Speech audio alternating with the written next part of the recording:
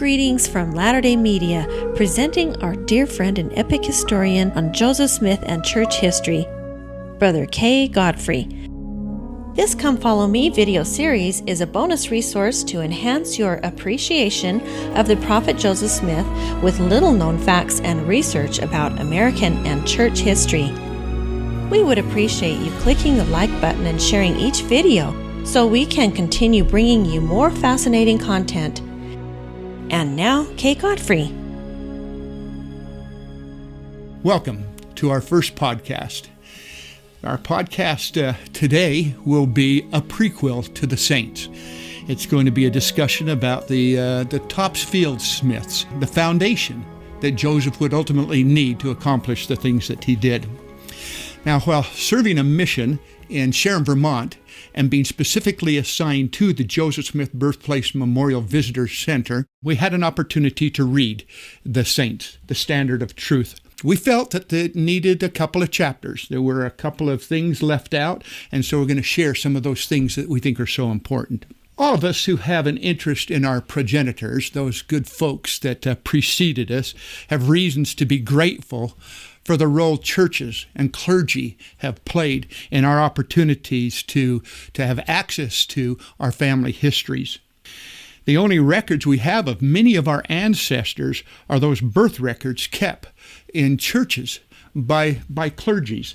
The records that I have on the screen right now, the records of the birth of Hiram and Sophronia to the Smiths. Without these kind of records and these dates, we're not going to have the information we need to complete a history of their family.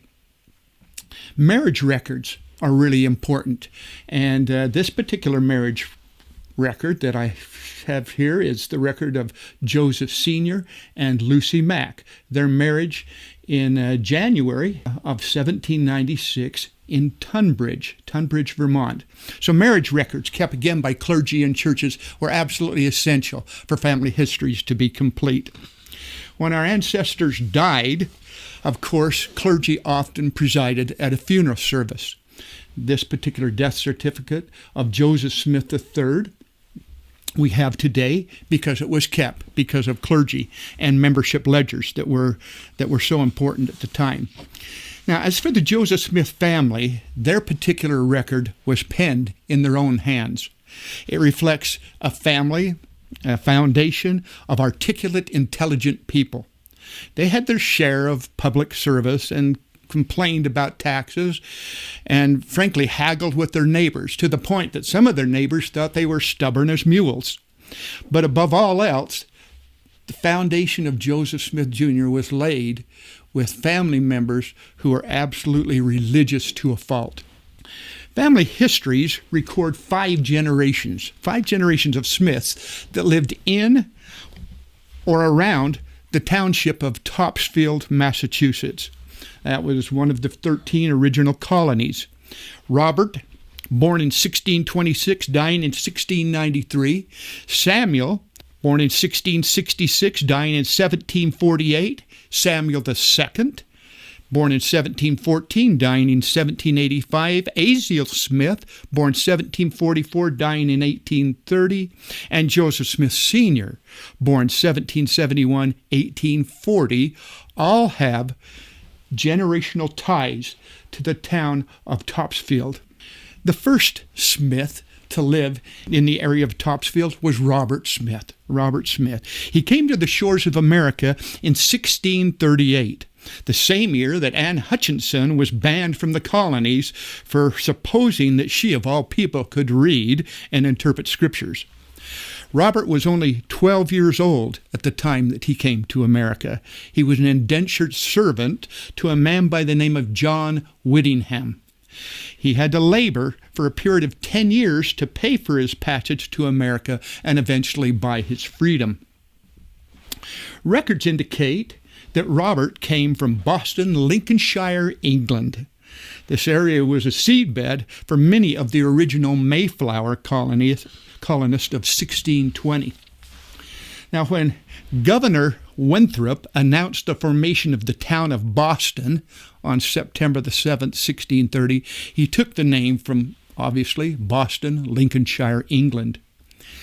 Family traditions of the Smith hold that Robert was akin to the famed explorer Captain John Smith, who came to the same area some 30 years prior to Robert and, of course, established in the New World and was responsible for the Jamestown colony. Robert is going to marry a young lady named Mary French. He married her in 1656 at the age of 30. Now, Mary was 10 years younger than Robert. The French family hailed from northern Scotland. Mary's father, Ensign Thomas French Jr., and mother, Mary Scudamore, had come to America in 1631 aboard the ship Lion. They came with John Winthrop Jr., who would become governor of the Connecticut colony. Now, Thomas French was a tailor by trade, and this suggests perhaps some possible connection with Robert's ultimate trade, which would likewise be tailor. During the courtship of Robert and Mary, one night they were caught kissing in public prior to marriage. That was a no-no. And they were fined for their inappropriate behavior and both paid their fines. Quote, "But we thought our transgression quite worth it, and we died unrepentant." So it's interesting to note that certain traditions continue through generations. Robert enjoyed much and was very successful with the trade of tailor. His success enabled him to purchase a farm that straddled Boxford and Topsfield townships in 1661. Robert died in 1693 at the age of 67, quote, "leaving his wife and family not just a farm, but the heritage of freedom and opportunity." So we now move to his son Samuel I. He was the third oldest son of Robert, and he was born in 1666.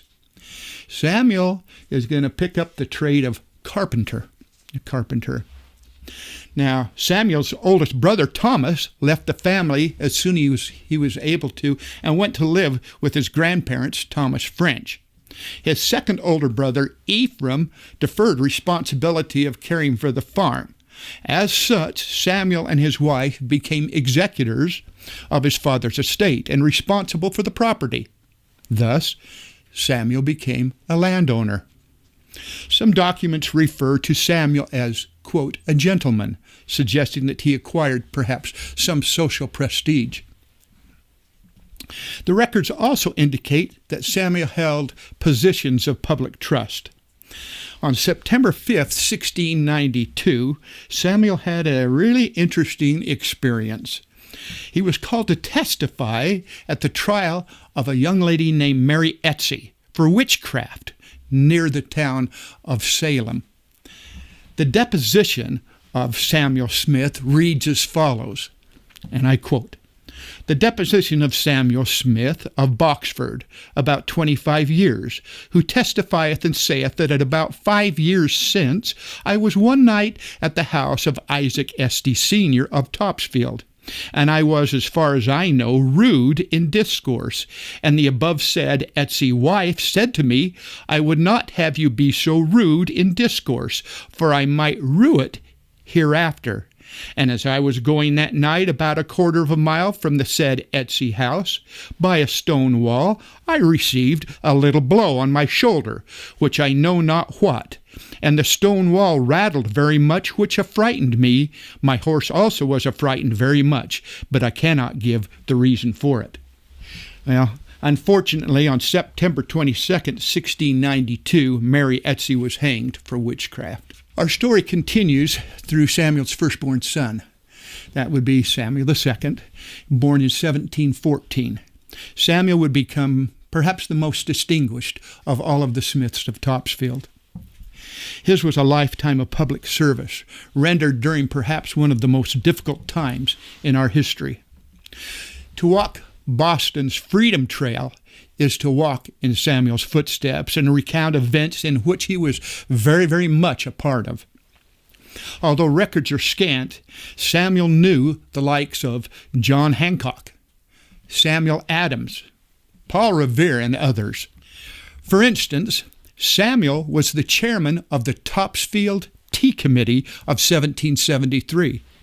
I think safe to assume that he united his voice along with the others of the Old South Church and probably witnessed himself Boston's famed 1773 Tea Party. His voice was heard in Faneuil Hall, where he served 6 terms in the state legislature. He served a dozen terms as a governing selectman in Topsfield. His 5 children, all baptized in the Topsfield Congregational Church. Samuel II died in Topsfield in 1785 at the age of 71. His passing was noted with the following in the community paper, and I quote, "So amiable and worthy a character as he evidently appeared both in public and private, will render the memory of him very precious. He was esteemed a man of integrity and uprightness." Now, Samuel's son, Azeal Smith, was born in 1744. He was the youngest of Samuel II's 5 children. He had an older brother, Samuel Jr., or Samuel III, and 3 sisters.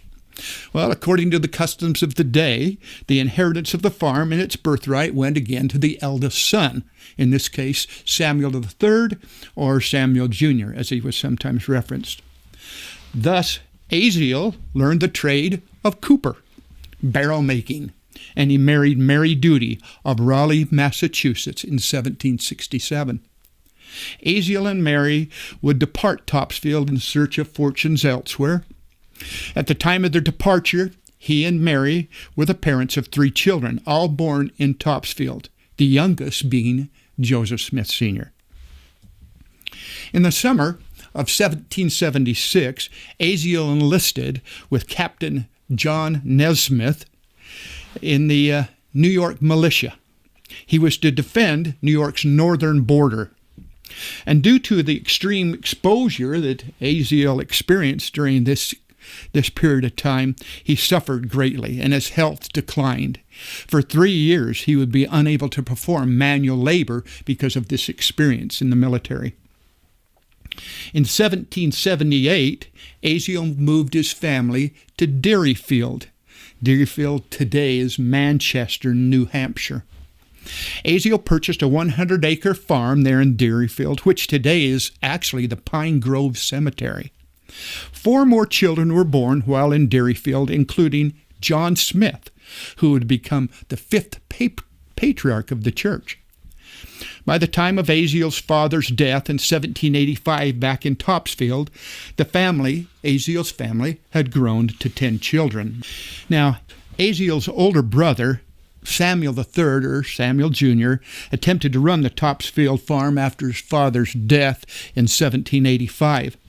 This became a serious problem for him, a very serious problem for him. He found the requirement of paying 1/3 of the farm's income to his father's widow, who was a second wife, and meeting the demands of his father's creditors more than he could handle. Frustrated and discouraged, Samuel III decided he was going to come to Derryfield and seek his brother Azeal's help. He discovered that these were difficult times also for Azeal and Mary. Unable to work for those 3 years and having 10 children to care for, created some real ongoing financial complications for their family. Nevertheless, after listening to Samuel and the problems he was having, it was agreed that Azeal and Samuel would simply exchange places. Azeal and his family would return to Topsfield to the farm and assume his father's debts and responsibility to care for his father's widow, and in turn Samuel III would take Azeal's farm in Derryfield. Now, as far as Azeal was concerned, this was a matter of honor, and I quote, "I will undertake to settle my father's estate and save his name from going down to posterity as an insolvent debtor." However, later, Azeal also said, and I quote, "Honoring my father cost me much money and trouble." As it was, the birthright now became Azeal's. Debts incurred by his father, Samuel II, during highly inflammatory times were now to be paid by Azeal in a severe depression. Azeal labored for 5 long years, during which time His father's widow received her 1/3 inheritance. The children were fed. A number of the creditors were paid off. And then he sold the farm and paid off the rest. His family was left with nothing except a good name. Now, Joseph Smith Sr., was born in Topsfield, as I've mentioned, on July 12, 1771. His birth entry in the Topsfield town records was later changed to read, quote, "This Joseph was the father of Joseph the Mormon." Joseph was the third of Azeal and Mary Duty's children. He was just 1 year old when the family left Topsfield. He was 16 years old when the family returned to Topsfield. From the age of 16 to 21, Joseph worked by his father's side, Azeal, to help save the good name of his grandfather. Joseph stood 6 feet 2 inches tall and weighed 200 pounds. He was considered to be a very handsome man. He stood straight and was well proportioned. He was also known to be an excellent wrestler, a popular sport of the day, and records indicate he was only thrown once. Azeal and his family would leave Topsfield after paying off his father's debts in 1791 and would never return. They left a lasting legacy that would perpetuate through time. In October of that year, the family would relocate to the small village of Tunbridge, Vermont. Land was being sold at the time quite cheap, and Azeal took possession of 83 acres in what is referred to as the Tunbridge Gore. Over the next 5 years, his land holdings would expand to 266 acres. It was in Tunbridge, Vermont, that Joseph Sr. would meet a shopkeeper by the name of Lucy Mack. They were married January 24th, 1796. Okay, let's take a minute now and look back some 360 plus years when Topsfield population was maybe 200 or so. Let's find those sites that are significant for us today. Now, there are 4 sites of interest in Topsfield. The first site would be the Robert Smith property itself. The second site would be the Smith family homestead. The third, the Topsfield Congregational Church. And lastly, the Pine Grove Cemetery.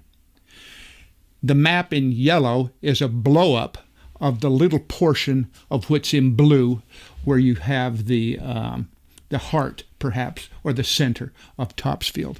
So let's talk a little bit about each one of those for a minute so that you have an understanding of why they're significant. The Robert Smith property consisted of 208 acres of property purchased in 1661. The dotted bold line shows the township separation between Boxford Township, which would be where the north, south, east, and west is, and then Topsfield Township. The red line would indicate that there was this road through the middle of his property referred to as Joseph Smith Way. In fact, Joseph Smith Way still exists today. It bisected the property and perhaps was an access road to Robert's home site. Now, Robert, as we've mentioned, was very successful as a farmer and as a tailor. He and his wife had 10 children, and at his death, his estate was valued at the time to be $308. Well, $308 today is $22,758. So, and the average estate of the time was $81. That's a far cry from Robert's 308, indicating again, Robert was successful in most everything that he undertook to do. Just 2 miles from the heart of Topsfield Common was the Old Smith homestead.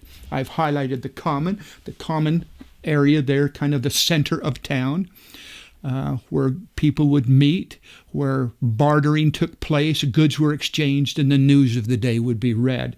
2 miles from that, you can see, is where the Smith family homestead was. This large New England-style home was built on the original foundation stones of the Old Smith homestead. The original home was a block 2-story clapboard-sided home with a centrally fluted chimney. Now, from behind the home, you can still see original foundation stones that this newer home sits on. The original well is still visible and functional, and there are some plans now in place to renovate this well so visitors can see what a 1690 well in operation might have been like. The home is built right next to wetlands and fishing ponds. Today, at the junction of two important roads, Boardman and Walker Street, is the plaque marking the location of the Smith home. So when you go down Boardman to make a right onto Walker Street, you can stop and read the plaque. The plaque was erected in 2005 by the Topsfield Historical Society as well as the Mormon Historic Sites Foundation, and discusses and talks a little bit about some of the things we've been talking about today. Now, just west of the Commons area is the First Congregational Church of Topsfield. Its current location was the site of the original church, built in 1703. In 1759, the church was rebuilt on this same site, and in 1842 it was yet rebuilt again and stands as today's current church. Both Azeal and Joseph Smith Sr. were baptized in the second church of 1759. This is the site where the prophet Joseph Smith's ancestry worshipped. Now behind the church is a marker attributed to the Smiths of Topsfield.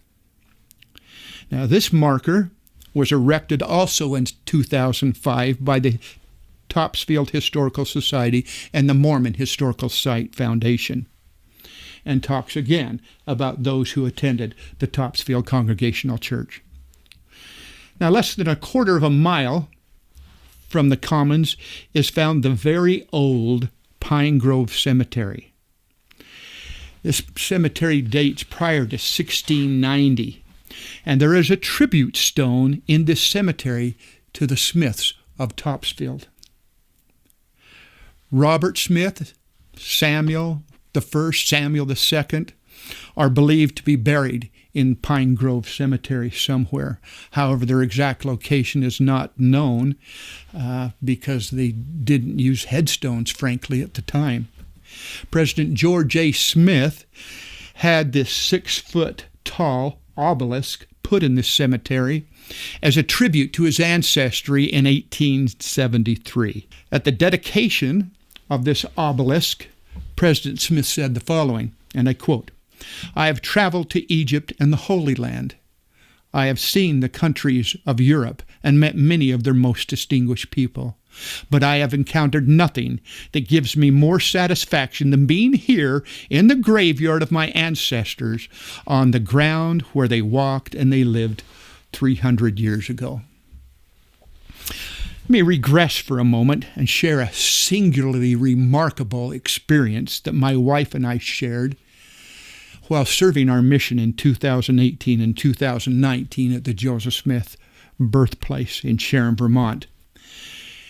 Many things led up to our being asked to travel to Topsfield, Massachusetts, which was out of our mission, and meet late in the evening in the Pine Grove Cemetery with leadership from Topsfield's town. We were there to try to convince the selectmen of Topsfield to allow a new stone to be placed in the oldest part of one of the oldest cemeteries in all of New England to honor 5 generations of Smiths. This somewhat clandestine meeting was initially met with much opposition. Yet as the meetings continued, we would literally see hearts of men and women softened. We eventually were able to secure permission to have the existing stone cleaned, and the slide you see in front of you is kind of the before and after of that effort. However, our original request to have a new stone put in there would not be given at this time and requiring numerous additional trips to Topsfield. The day that the Topsfield town leadership phoned and told us that they granted our request was one of the most spiritual experiences that my wife and I had on our mission. Once the finances were secured, they began digging in the oldest part of this Topsfield cemetery, Pine Grove Cemetery. As Providence would have it, the original stone put there by George A. Smith was in a somewhat secluded portion of the cemetery. However, there were a few very ancient cemetery trees that did have to be removed. To our surprise, as this started to unfold, the Topsfield Cemetery Committee suggested that perhaps we put a border around the two stones, perhaps a granite wall. They also suggested perhaps a few granite benches be placed within the compound to allow those who wish to sit and ponder. Well, in making our request, we were perhaps a little brazen and very specific about the monument's construction.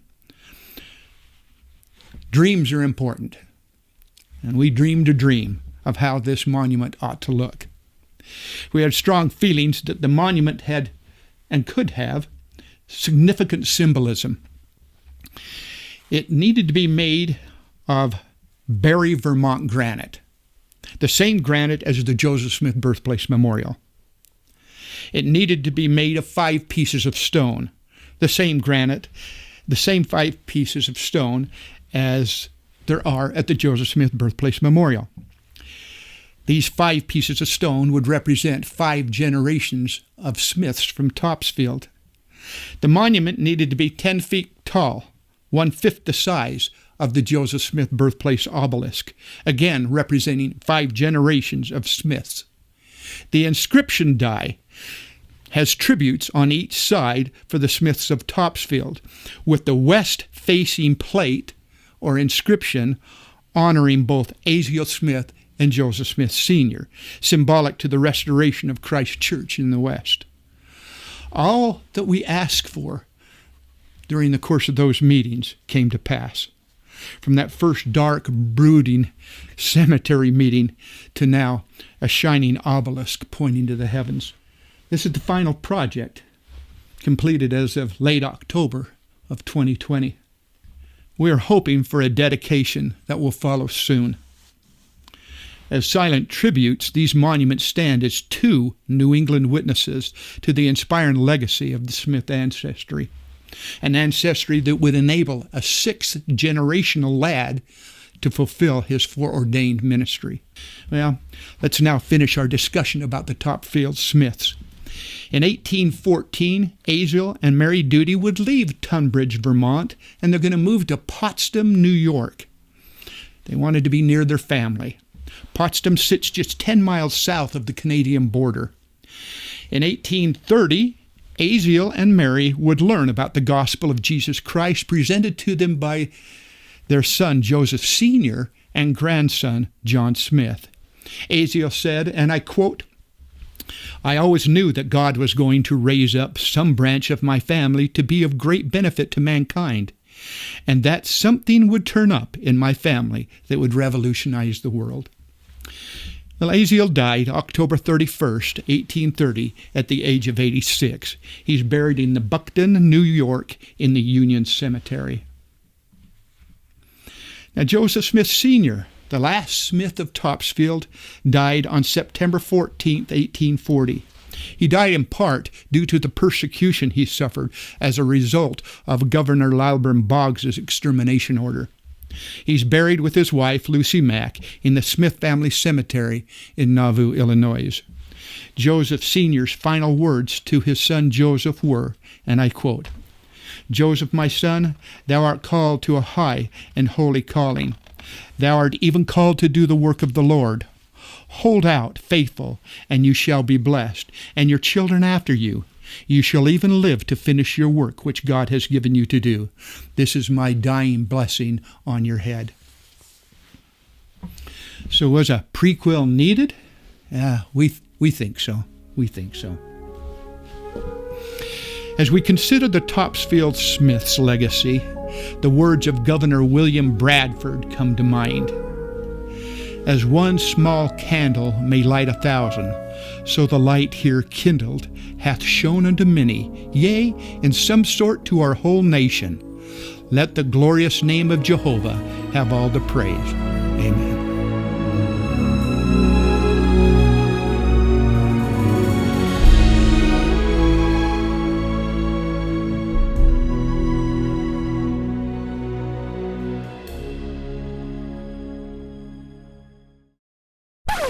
Oh, okay. I can tuck down behind him. I am John Smith.